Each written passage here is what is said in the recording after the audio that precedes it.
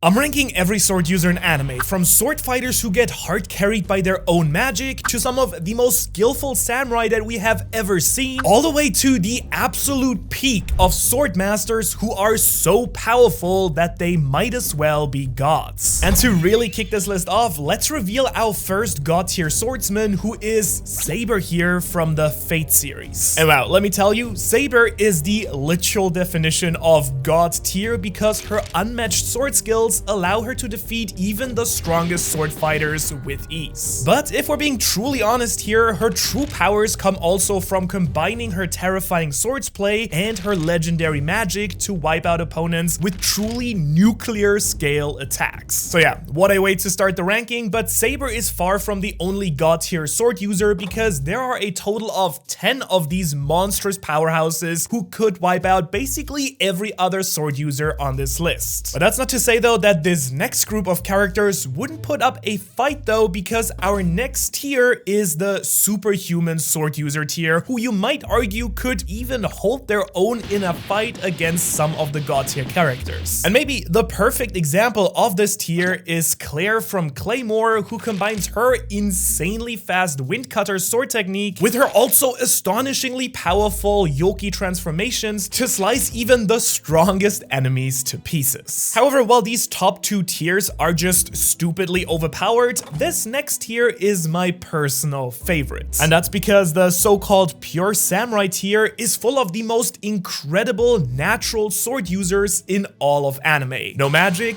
no superhuman power, just raw, beautiful swordsmanship. And of course, there might be no better example of this than Afro from Afro Samurai, who uses his lethal techniques to cut down his enemies while he hunts down his father's killer. Now, this next tier, however, is going to be the most controversial, I think, because now we have the I'm only a strong swordsman because I'm technically the main character tier. And let's be honest, it's super easy to give a character a sword and just call them a master swordsman. I mean, almost every anime does it because you don't have to have a complicated power system or in-depth explanation to say that someone is a swordsmaster. And I think the perfect example of this is actually the Goblin Slayer from the anime with the same name, because this author just straight up said Goblin Slayer is a master of basically every single weapon. In other words, yeah, not really convincing me that he is a true swords master, so he does go in this main character tier. However, even the main character swordsman tier is more impressive than our next tier, which is what I like to call the Toothpick tier. And honestly, I'm just gonna pop Rin Okumura right here because while he does technically use a sword, and we have seen him use it somewhat in combat,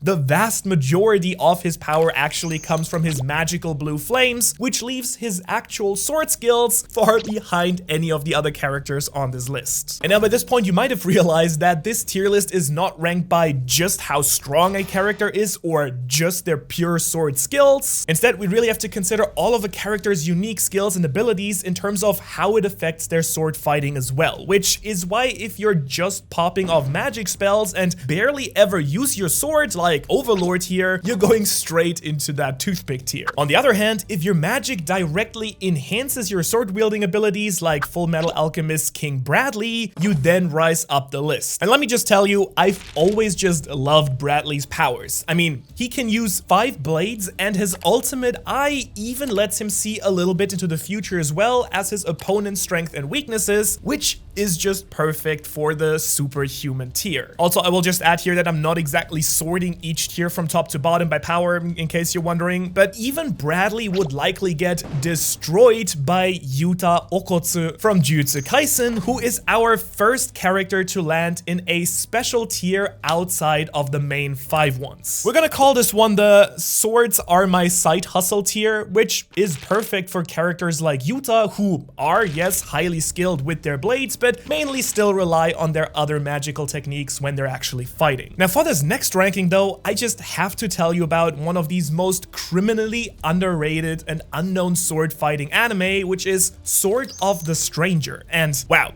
the final battle between Nanashi and Lu Lang is just a pure injection of samurai brilliance, which lands both of them in the pure samurai tier. So seriously, go check it out if you haven't already experienced this true masterclass. But as much as as it pains me to say it, I think both of these characters would certainly be cut down by Nobunaga from Hunter x Hunter, because while you could say that Nobunaga's sword techniques aren't any better than Nanashi or Liu Lang here, our favorite Phantom Troop samurai has the added benefit of Nen enhancement to take their physical abilities to superhuman levels. But now let's go back right up to the top of this ranking, because it is time to reveal our second god tier sword fighter, because here we have the captain of the 11th division, Kenpachi from Bleach. And now, come on, how could I not rank him up in god tier? He has superhuman strength and endurance, unmatched pure sword skills, and he even restricts his own strength so that he can enjoy battles for longer. But man, when he does unleash his full potential, it is a truly scary sight for all of his opponents. And of course, as you can guess, this isn't the only character that we'll see from this legendary sword fighting anime, but do you think any of the others will actually make the gods here? For one, this next character is so insanely powerful that he very nearly broke this ranking, because D from Vampire Hunter D is basically an immortal being who is a master of literally every weapon that you could think of. And on top of that, he even has reality bending abilities as well. So even though Deer uses a sword and is technically a swordsman, I didn't know where to really put him, so I made a too stupidly powerful tier and just put him there. Sorry. And actually, you could almost say the same thing for Alibaba from Magi, but his powers are a lot more reasonable, as he's an extremely skilled swordsman with very quick reflexes and hyper awareness of his surroundings. But what truly earns him a spot in the superhuman tier, I think, is his fire Jin, which allows him to combine his impressive swordsmanship with scorching magical flames. But he's still not as strong as another character from Magi, because Sinbad has all the same skills as Alibaba, only he has 7 elemental Jin instead of just 1. So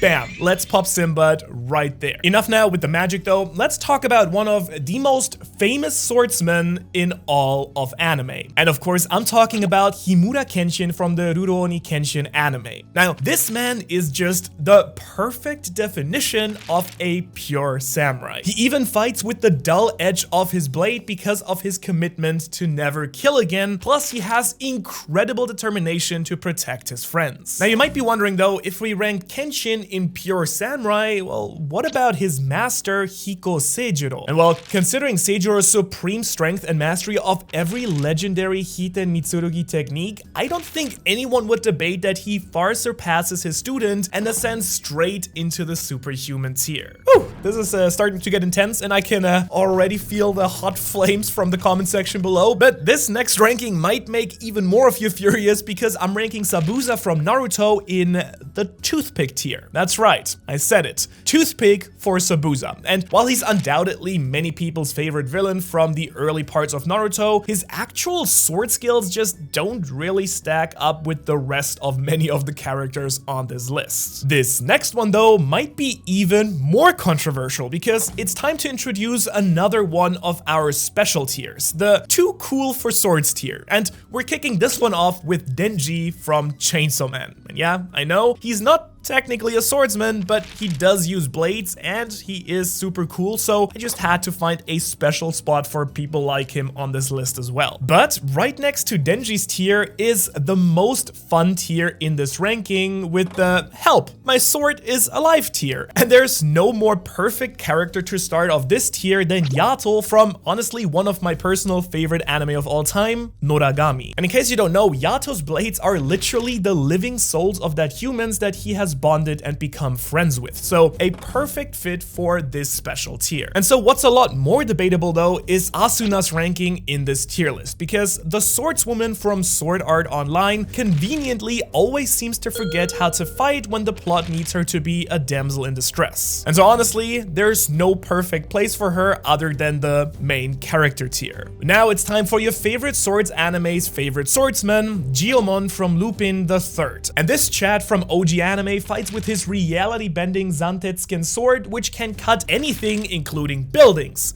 helicopters, and hilariously, even the fourth wall when he cut the film sheets off his own anime. 𝙻𝚎𝚐𝚐𝚗𝚍, my man here, breaking barriers everywhere, which is honestly enough, I think, for him to just push into the superhuman tier. But we can't really talk about breaking barriers without bringing up our next god tier level character. And in a little bit of a twist, I think, this is going to be a god tier pair, because Toji Fushiguro and Maki Zane basically have the same powers and are both unrivaled when it comes to sheer physical abilities. Like seriously, no one touches their pure strength and durability. However, their sword abilities are also truly next level, which puts both of them firmly in the conversation as some of the all-time strongest characters in all of Jujutsu Kaisen. But next, I'm going to hit you with a little bit of a double pure samurai brilliance slash here. Because next up, we have Jin from Samurai Champloo, who is a brilliant technician of the purest swordsplay. His moves are super precise, his footwork is flawless, and he's a model samurai in every sense of the word. And even though Jin is arguably slightly stronger, I'm also going to place Mugen right next to his friend from Champloo. But wow, you'll never meet two swordsmen so completely different, because Mugen has developed his own sword style based on a mind-blowing combination of breakdancing and stolen techniques from his opponents. Honestly though, I do always love watching this man fight. But from these incredibly swordsmen though, we now drop right down into the toothpick tier again with Ryuko Matoi from Kill la Kill. And as much as I love seeing Ryuko swinging around one half of a giant pair of scissors to cut down armies of magic clothes wearing enemies, I'd say like 95% of her power still comes from her own magic clothes and not from her actual sword skills themselves. But to be fair, at least she's better than Bel Crenel from Is It Wrong to Pick Up Girls in the Dungeon though, because his lack of confidence and over-reliance on magic really put him basically at the bottom of the toothpick tier. Now this next ranking is going to hurt some of your hearts even more though, because I simply had to rank Kakashi from Naruto in the swords are just my side hustle tier. And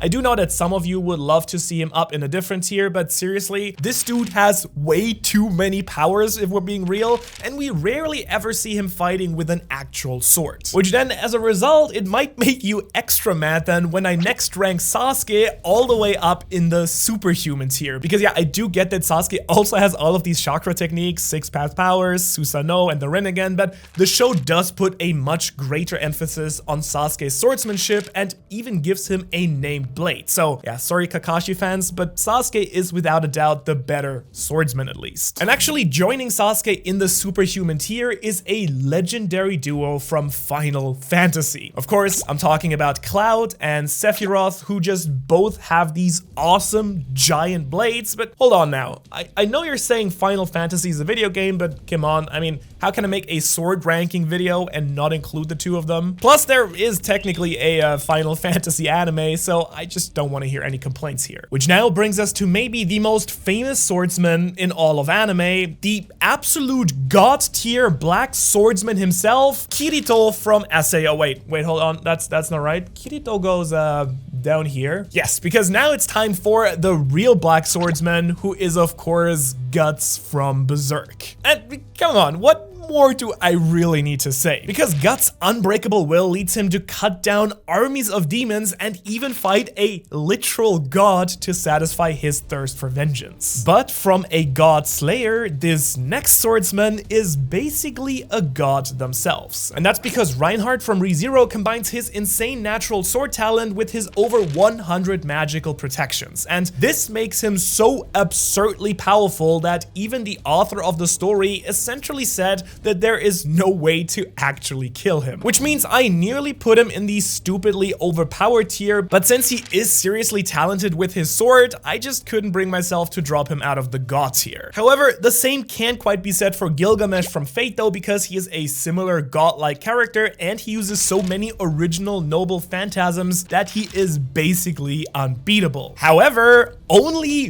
one of these phantasms is actually a sword, and that is of course Ea, also called the Divergent Sword, which is a magical blade capable of creating world-shattering attacks. So yeah, he barely counts as a sword user, but I still have to put him in the stupidly overpowered tier. Which is actually similar to Yukanda from the Gray Man, who mostly uses his sword as a vessel for his many magical attacks. He's not quite as ridiculously strong though, I think, so he can go in the side hustle tier, I would say. However, no one will argue that Gintoki from Gintama isn't jaw-droppingly powerful, because with his daggering strength and endurance, combined with his straight-up brutal sword skills, Gintoki is certainly deserving of the top spot in pure samurai, for now at least. And you might even argue that Gintoki should have been in Superhuman, but one character who without a doubt does deserve this tier is Ryuma from One Piece. Because in case you don't know, this man is literally a legend who is even famously known as the Sword God. But still, despite that, I just couldn't put him quite into God tier because we just haven't seen him truly fight in the actual anime, so it's really hard to say. And if you think that that's insane, well, then just wait until you hear that I'm actually also placing Zoro into the Superhuman category alongside his distant relative. Because yeah, I am trying to be fair here. No One Piece bias to put Zoro into God tier, but for now, the 3-style swordman just isn't quite strong enough to even earn the top spot in his own story, so I just can't put him into our top 10 in this ranking, though I'm sure he will get there. But even being a hero doesn't save Kamina from Gurren Lagann from being placed in the main character tier, because yeah, while his extra long sword is kinda cool, I've never really been super impressed with his technique, if I'm being honest. And to sink even further down though, next we have Vicious from Cowboy Bebop, who honestly barely made this ranking in the first place since he only rarely fights in the story ever. However, I do have to give him some credit for bringing a sword to a show dominated by guns, so props to him. I can't say the same thing for Inuyasha though, because even though he possesses basically the strongest sword in his entire anime, he still mostly fights with his demon powers, claws, and raw strength to win most of his battles. Nonetheless, shout out to that OG anime though. And actually, speaking of the OGs here, Manji from Blade of the Immortal has been around since the early 90s, and man, like, he is one of the coolest swordsmen on this list.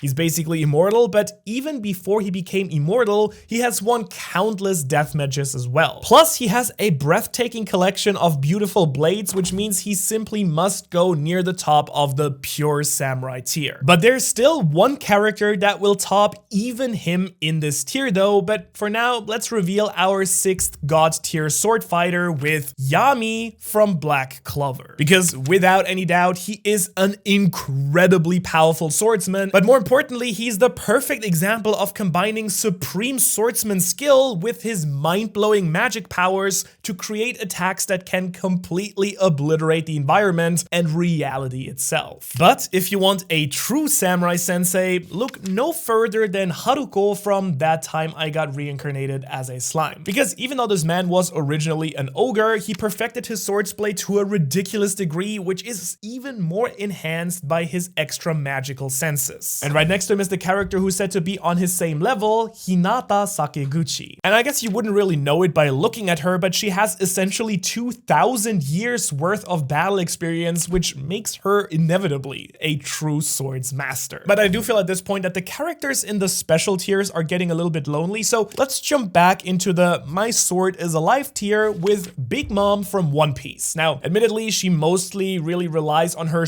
raw, brutal strength rather than sword skills, but what is very cool here is that her sword Napoleon has actually been infused with a piece of her own soul so that it can freely change its size and even just turn into a hat. And actually, sticking around in the same tier for a second, we have the definition of a living sword with Funk Free tier. Now, in case you don't know, this sword literally was infused with a devil fruit, allowing it to transform itself from a regular blade into a full-on living elephant. Yeah, I mean, that's One Piece for you. However, now these next two fighters were almost impossibly hard to rank. And that's because Levi and Mikasa Ackerman are without a doubt the strongest non-Titan fighters in all of Attack on Titan. And since they primarily do use blades and are very similar in abilities, I just had to include them here, but where is the real question? I mean, certainly these two have superhuman abilities and can slice through Titans with ease, but I also think they would still get wrecked by most of the swordsmen in the upper tiers who also have like magic skills. So to be fair, let's just put them in the superhuman tier. But now we do have one of the characters with maybe the most unique weapons, which is Yor from Spy Family. And this deadly assassin uses these lethal stiletto blades to do her bloody work, which makes her perfect for the too cool for actual swords tier. But even Yor can't compare to the sheer ridiculousness of Shichika Yasuri from Katanagatari, because hold on, just listen to this. Shichika learned sword techniques growing up, but instead of using any kind of blade, he uses his bare hands and feet to slash his opponents. Like, what? And so in other words, I guess he's just absolutely perfect for this specific category here. But now for a character from a manhwa, we have Jinwoo from Solo Leveling. And if you've read the manhwa already, then you'll know that Jinwoo is a master of his dual daggers, but his true power comes from his astonishing strength, magic, speed, durability, and also healing powers. And so I think it's pretty fair if we just pop him right into the swords are just my side hustle tier. Which funnily enough is also where we're gonna put the only My Hero Academia character on this list as well, because Stain here mostly uses his blades to cut opponents so that he can taste their blood and activate his special quirk, so not quite a traditional swordsman, I would say. And while Stain basically idealizes the main character of My Hero, Akame from Akame ga Kill is a strong swordsman with her famous poison-coated blade. And while she is undoubtedly strong, I just don't think that she stacks up to other characters on this same tier list, so she's going in the main character tier. Now, this next one's going to get me into a lot of trouble though, I think, because for these next two characters, I'm going to tell you who they are before we rank them. First, we have Ichigo from Bleach, and then we have Asta from Black Clover. One of them is in God tier, and the other is in Superhuman. So, which is which? Oh man, this is going to piss so many people off, but honestly, I just couldn't live with myself if I hadn't put Ichigo into the God tier, because, come on, he's Ichigo. Look at him at the end of the story. Which, yeah, unfortunately means that Asta is going into Superhuman, and to be fair, he can summon these anti-magic giant swords which can cut through any magic, but if he isn't fighting an actual magic user, they're basically just blunt weapons. Though he has proven to be highly effective at using them to defeat his opponents with his ridiculous power and speed. To show you that I'm not totally biased towards Bleach here though, I'll throw Urahara into Superhuman as well, even though his Bankai lets him instantly split anything in its area of effect, so I don't know, maybe that is God tier, but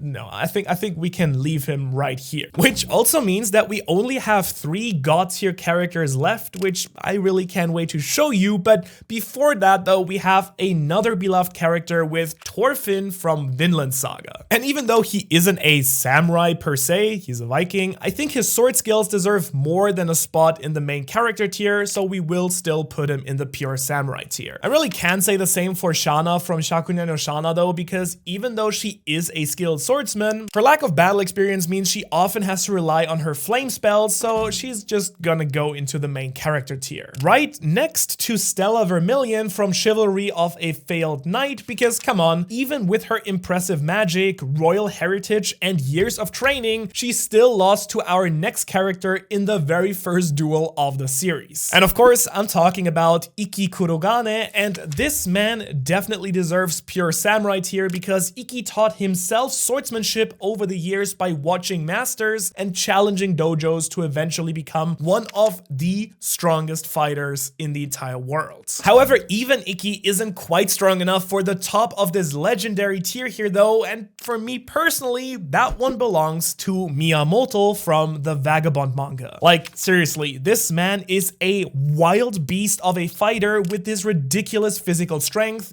guts level, unbreakable will, and he even has developed his own 2-sword style to maximize offense and defense. Plus, the art, man, like, wow, I'll never get over some of the panels in this manga, I think. They're just so good. But that's still not enough to beat this next god tier character though, because of course, Dracul Mihawk from One Piece is literally known as the strongest swordsman in the world, and with his world-famous blade Yoru and his ability to casually slash through mountains, he certainly deserves his status as a god-tier swordsman. But is that enough to decide the age-old debate about Mihawk versus Shanks? I mean, in the story, we know that they used to duel, and we've seen just how absolutely soul-crushingly powerful Shanks is as a swordsman, but I still don't know. So I'll just leave them next to each other for right now. Let me know what you think in the comments, and if you'd like a whole future video dedicated to just that topic. Which just leaves us with one last god tier character left, but before we get there, we have to talk about Gabimaru from Hell's Paradise, who is just a top tier ninja, and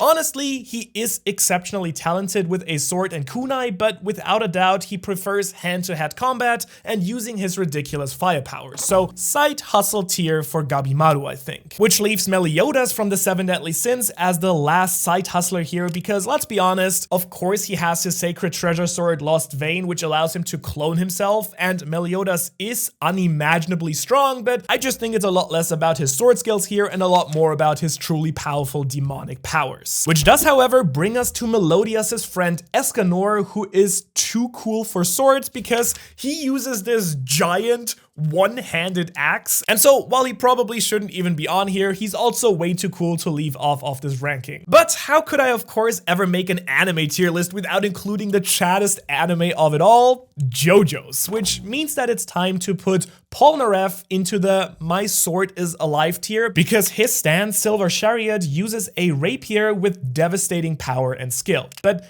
don't think this is just magic though, because Polnareff has trained with Silver Chariot to an absurd degree to make them both an incredible sword fighting team. And somehow I've managed to get away this long without bringing up one of the most popular recent sword fighting anime, which is of course Demon Slayer. So we just had to include Tanjiro here, and honestly, I considered putting him in the main character tier, but he truly works super hard and has come quite a long way, so at this point I do think that he deserves the pure samurai tier. Hyakimaru from Dororo isn't quite as lucky though, because even though he's one of the most interesting characters on this list, just listen to this, since his body parts were all stolen by demons, his current body is mostly made up of artificial parts that can shoot out chemicals, poisons, and explosives. However, just considering his sword skills, nothing he did really impressed me enough to move him out of the main character tier. But even Hyakimaru gets more credit than Aki from Chainsaw Man, who initially used a sword but then mostly relies on his devil contracts, which in the end lands him in the Toothpick tier, which is the same fate as for Arthur Boyle from Fire Force. And honestly, Arthur was one of the hardest characters to judge because he does fight with a sword made of flames, but he does suffer from very low confidence for the most part of the story. Plus, there are almost no other sword users in the story, so because of all of that, it will be the Toothpick tier for Arthur as well. Now, one man who has no lack of confidence though is Xion from Hell's Paradise, because even though he is literally blind, he has deadly fast sword skills that can cut down even the strongest enemies with ease. And even though he eventually gets physical boost from Wu Tao, Xion is still the definition of a pure samurai for me. Which now actually brings us to some of maybe the most fun characters to rank here, starting with Demon Aikyo. And while this man has insane demonic and spiritual powers, which give him tremendous healing, boosts in physical strength, elemental attacks based on the Chinese Shijin, and even an intimidating aura to destroy an opponent's will to fight. Oh yeah, and he's also of course a ridiculously skilled swordsman. Seriously, what an insane character who fully deserves the Superhuman tier. But it's debatable though if he's stronger than Atomic Samurai from One Punch Man, who can slash 100 times in a single second, which, I mean, if that's not superhuman, then I don't know what is. Really close to the god tier actually. And this next one is going to make some people really furious though, I think, because now we have Guts' main rival Griffith from Berserk. And even though they were technically basically even in the Golden Age arc, I just can't put them on the same level, so Griffith goes to Superhuman tier as well, which is the exact same tier as for Erza from Fairy Tail. And while she's definitely not the strongest character in this tier, she has some of the highest versatility in the the entire ranking. That's because her expertise with her re-equip magic allows her to swap between over 200 different blades, which is certainly impressive and maybe the highest in this entire ranking. Which now brings us to Yoriichi from Demon Slayer, who was so powerful that he could even terrify a literal godlike demon. Like seriously, he's basically the godfather of demon slayers, and even without any crazy magic abilities, in my opinion, he is the greatest pure swordsman in this entire ranking, which does in the end earn him a spot in the god tier. And I'll be completely honest though, there was actually one more character who was so close to making the god tier, and that is 𝙻 from Yu Yu Hakusho,